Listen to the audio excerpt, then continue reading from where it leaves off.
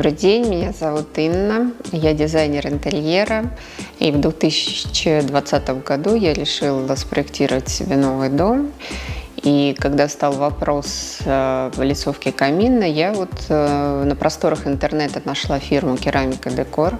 Они мне очень понравились тем, что делали визуализацию нескольких проектов облицовки камина, и можно было наглядно выбрать то, что понравилось. Изначально камин планировался темно-коричневого цвета, но, будучи у них в офисе на улице Свободы, я случайно нашла изразец вот в таком оливковом цвете и спросила, нельзя ли сделать еще один выкрас вот такой. Мне сказали, в принципе, нет, но нет ничего невозможного, мы для вас постараемся и сделаем.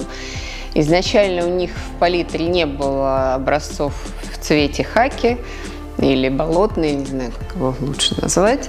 Но образец они изготовили, мне все понравилось. Несмотря на начавшуюся пандемию, все было практически в срок.